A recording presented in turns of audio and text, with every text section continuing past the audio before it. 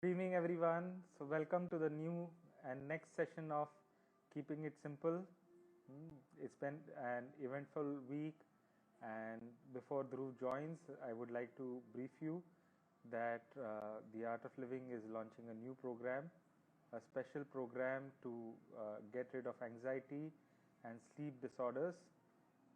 A few 30 odd teachers have been selected in the first phase to go and teach these programs. It's going to be a wonderful program. And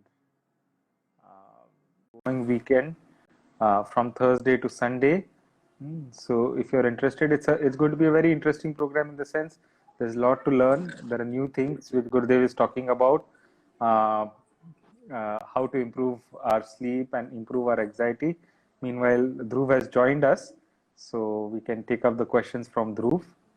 Exactly. So Dhruv, any starting comments you have? Any starting? No, we have plenty of questions today. Thank you so much for all the viewers for sending questions. And every time. Yeah. So Dhruv, then we can take the question, the first question for today. Sure. The first question is, if our life is just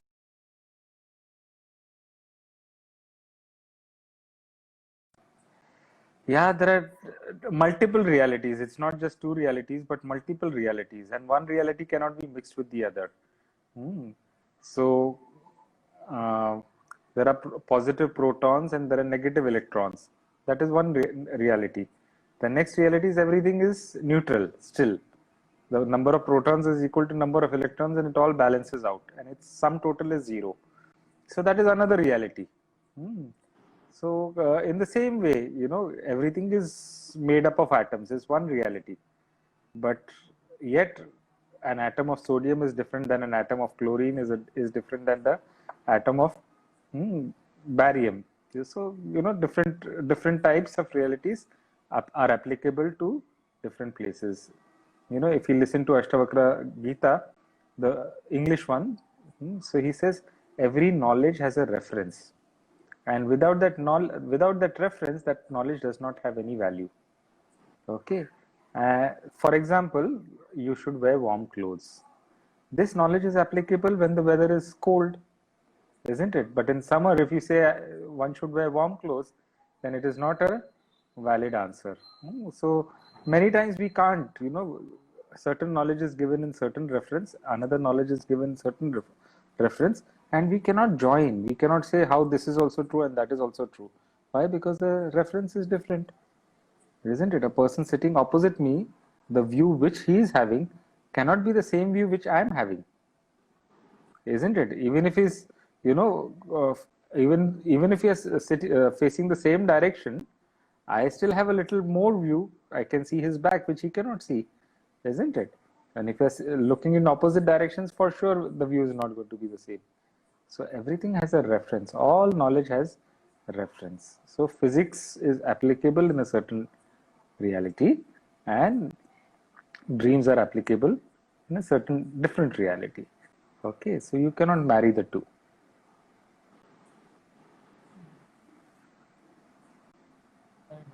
Thank you. The next question is, how is God, Guru, self one? How? I didn't understand. God, Guru serves one. How is God, Guru, and self one? How? Oh, self one. It is one only, no? See, the self, the Guru, the God, or God is just the same thing. It's universal. Guru energy is present everywhere. The self is present everywhere, and that is what we call the God principle also. But what Gurudev says is how you can differentiate.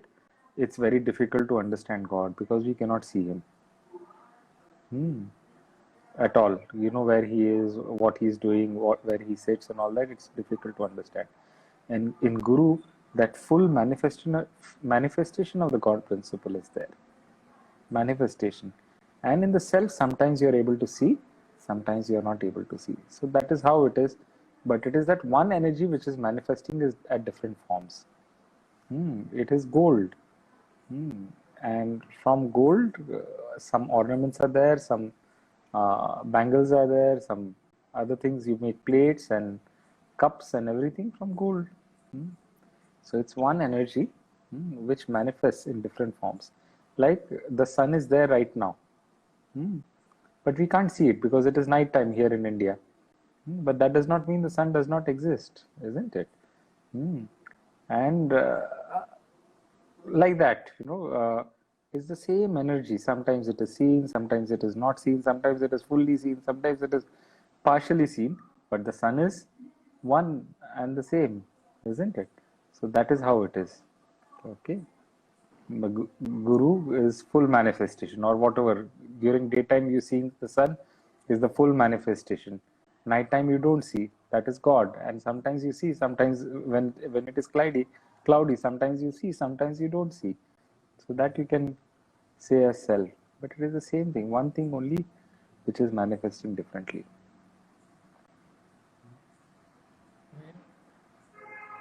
The next question is, many a times Gurudev says educate and ignore, but I find it difficult to understand how much to educate and when and how to start ignoring someone very close to me. Usually I get too tempted and keep on educating, hence forgetting to ignore thereafter and eventually get stressed. Please give us some tips and examples on how to use this knowledge.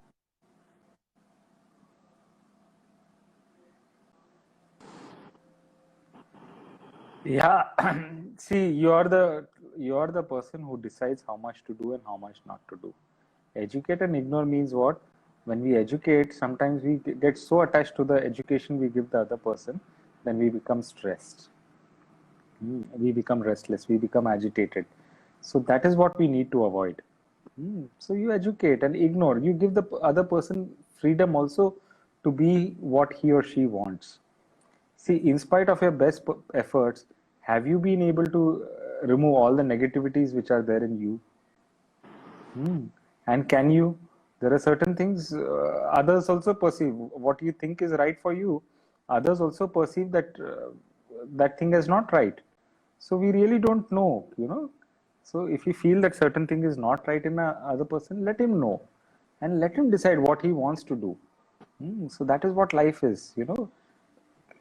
If we want freedom for ourselves to be who we want to be, what we want to be, we have to give others also the freedom to be who they want to be and what they want to be.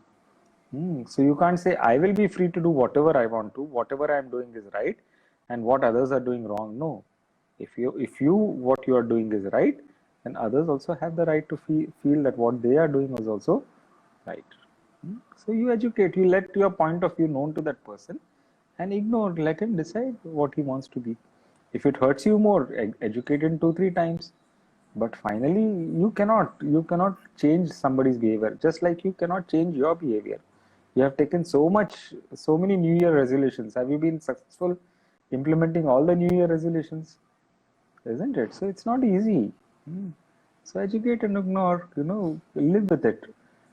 One very beautiful example Gurudev gave last week.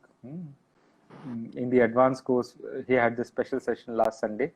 He said you cannot wish that there'll be no thorns in the entire forest. Thorns are going to be there. If you're smart enough, you will just make sure that the thorns don't prick you. Okay. So the world is the way it is. He says you cannot change everyone. You cannot expect everyone to be perfect and everyone to be the way you want them to be. You cannot. So best is what? You just relax and find your way and move on. That's all.